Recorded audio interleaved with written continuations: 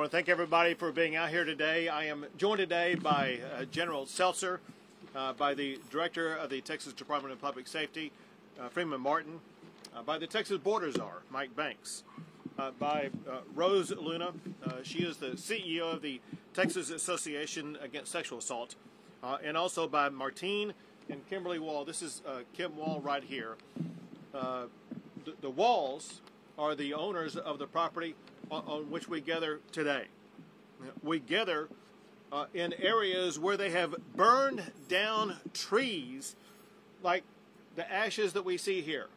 The ashes we see here are from trees they burned down. Trees where migrant women were being sexually assaulted by coyotes, gangs, and human traffickers. They are known as rape trees.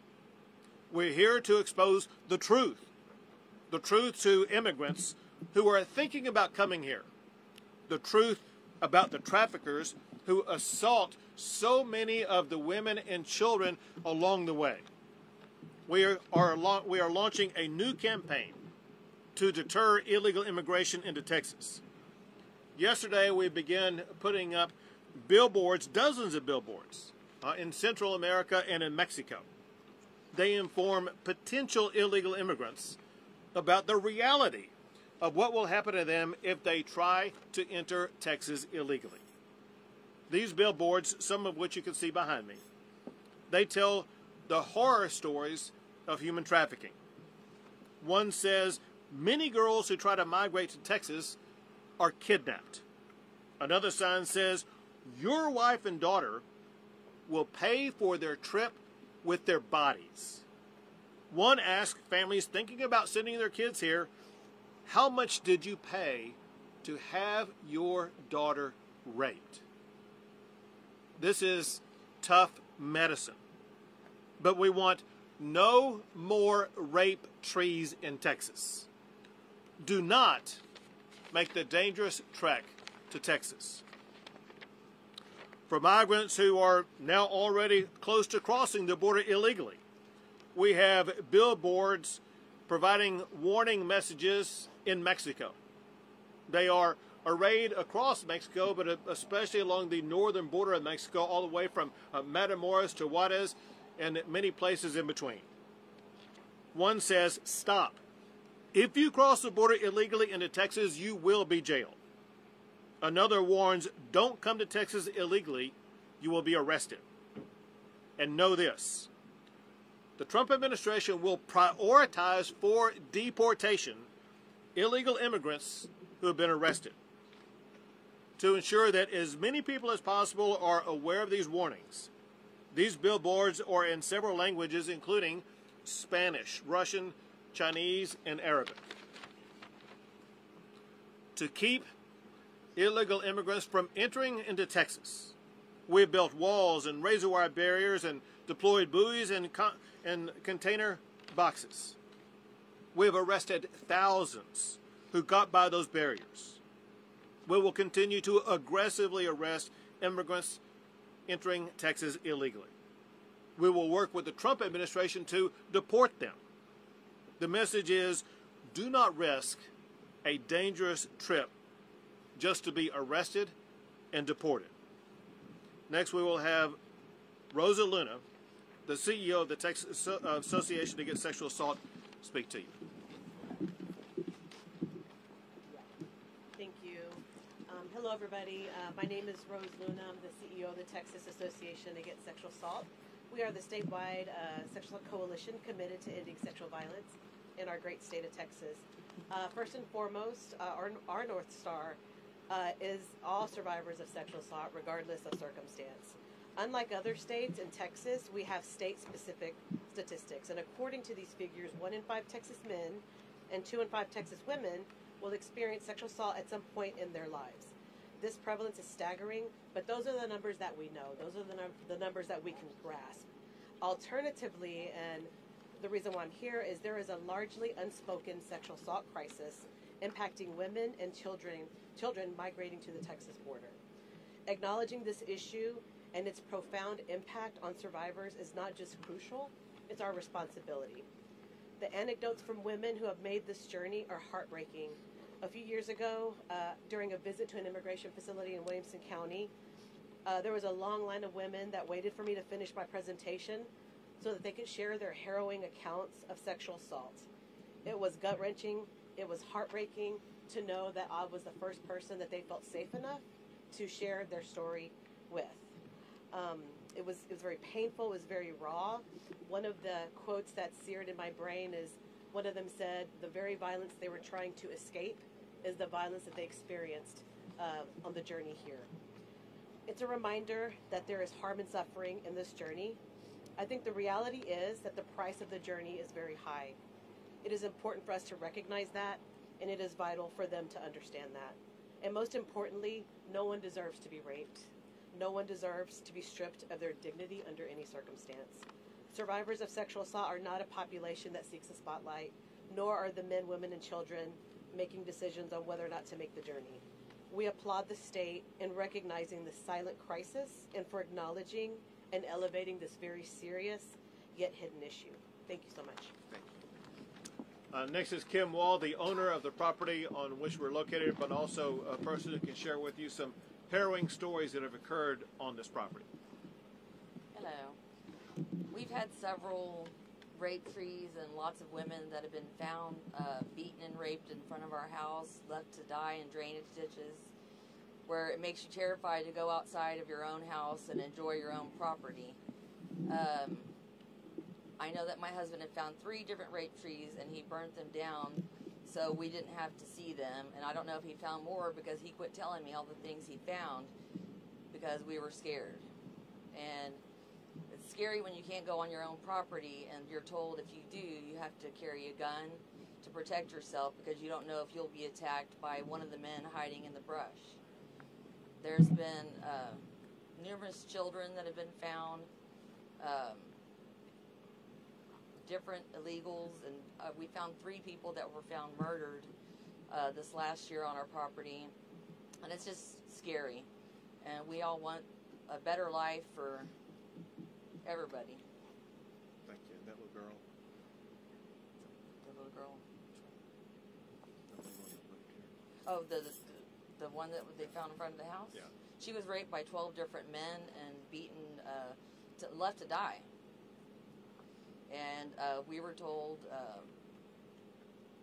that we found many, many other ones. The railroad police has, and Border Patrol had also. Thank you.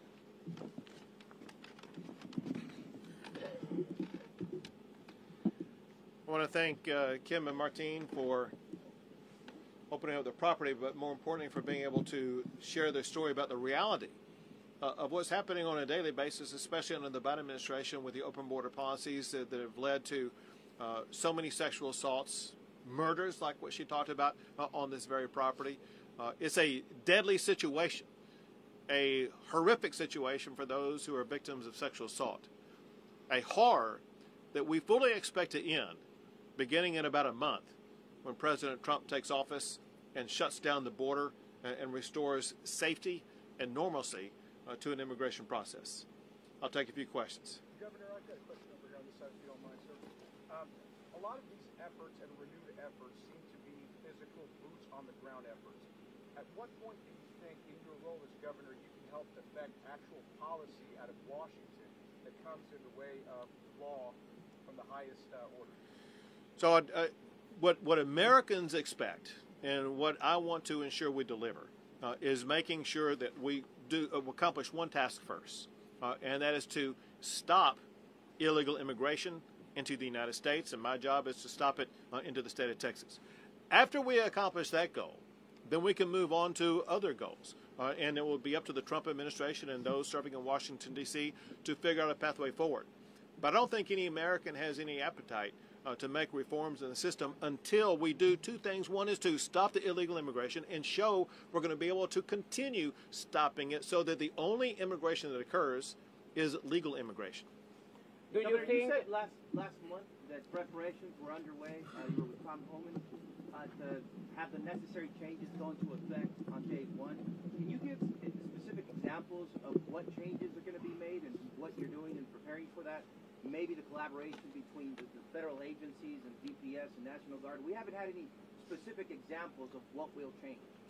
So obviously, I don't have the ability to share with you precisely what the Trump administration is talking about. I can give you some top-level things that Tom Homan, the border czar, has talked about, and that is deportations will begin on day one. And one preparation for that is they need more ICE agents. They need more Border Patrol agents, and they will be working to administer those, but also to unleash Border Patrol agents as well as ICE agents to do their jobs. Very importantly, over the past 4 years, ICE and Border Patrol agents have been hindered in doing their job. Part of that doing that job is using the ICE agents to locate those who need to be deported and deport them. So you can expect, and I expect, deportations to be occurring very early in this administration. Second, I'm not even done answering this question yet. Second, there will be a massive expansion of border barriers put up. One thing that President Trump wants to achieve, that Tom Homan wants to achieve, and we must achieve in Texas, and that is to maintain the resistance. Remember this. This is a point that I made to and about President Biden repeatedly. There were 3 laws that predated even George W. Bush.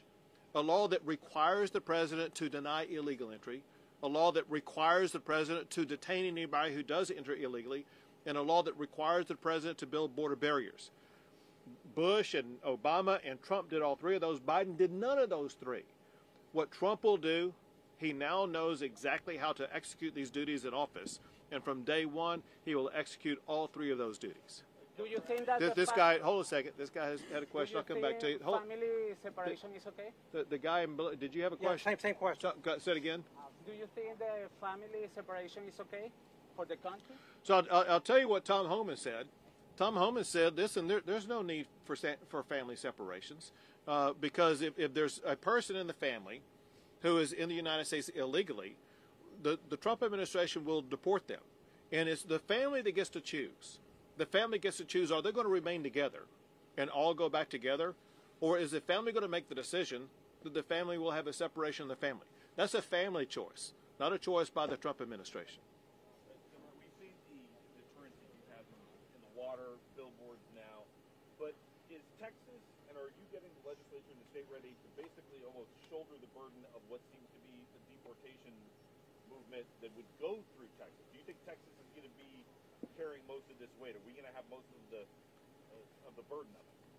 So Texas has, and we will continue to do whatever it takes to make sure that we gain control of the illegal immigration that's taking place in the state of Texas, and that means working hand in hand with the Trump administration to assist them in making sure that we close the border, secure the border, and aid them in the deportation process. I'm not asking you to tip your hand, but can you tell us at some of these high levels if Texas is going to be the main player in this? Because there's Democratic governors in California, in Arizona, and New Mexico, but then you come to Texas, which has the biggest border, and it's a Republican governor, which is in lockstep. Well, obviously because of the size of the state of Texas, because it's the most southern border state, we have 2/3 of the entire mileage between the United States and Mexico is the state of Texas.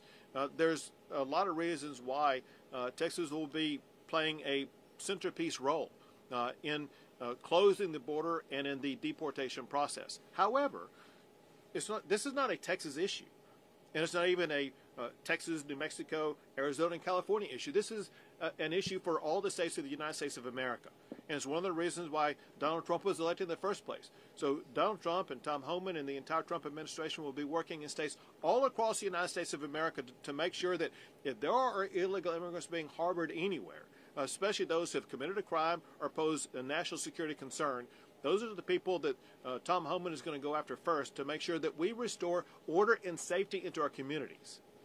So what is this plan that you came today to announce? Is it just to display the ads between the border? Or what's the new plan?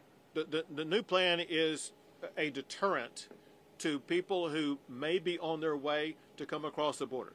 Listen, there have been many stories in things that we're monitoring where in the last month before Donald Trump becomes the president, there are many people who may make a last gasp effort to try to cross the border. And our goal right now immediately is not only to discourage them from coming, but to help them understand the consequences when they come. The consequences are the people coming here, they could be raped, they could be assaulted, they could be killed, but the consequences also are, if they do make it across, they will be arrested, they will be jailed, and they will be deported. It is senseless. It is futile for people to try to continue the trek to the United States of America, and especially to the state of Texas, and enter illegally, because you will face bad consequences along the way. And our goal is to stop people in their tracks where they are right now and have them stop making any further trek toward Texas or the United States of America. We have time for 2 more, guys. How much does this campaign cost the state, and do you think this is an effective use of funds when it comes to tackling the border? Sure. I don't have the exact number with me. I think it's roughly about $100,000. Could be a little bit more than that. And every tool and strategy that we find and locate are effective strategies. Know what I'm about to tell you. And that is, there are a lot of organizations and people who are providing a contrary narrative to what we are saying today. There are the cartels, there are gangs, there are human traffickers, there's even maybe the government of Mexico, as well as non-governmental organizations that tell a completely different story and make it sound like it may be harm that's going into the state of Texas. And we are trying to provide a pushback against that narrative and provide reality facts for immigrants thinking about coming here to save their lives, to save them from sexual assault, save them from being arrested, and let them know there are consequences if they take any further steps to come to the state of Texas. Last question. Governor, you mentioned border bollards expansion. Does Texas intend to continue building its border wall? And secondly, yesterday your land commissioner, Don Buckingham, offered Texas lands to store some of the bollards to the Trump administration. Have they responded and accepted, sir?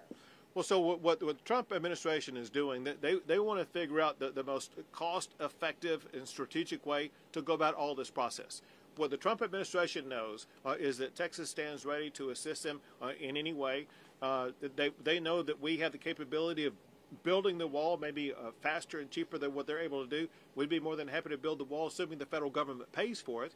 But this is a time when you're going to see, unlike the last 4 years, you're going to see great collaboration and cooperation, so that we're going to be far more effective and be able to move far faster than ever before at securing the border. Great. Thanks, everyone. And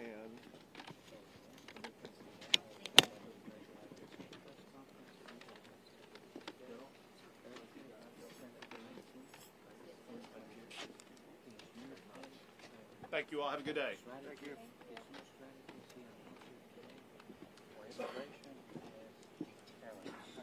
That is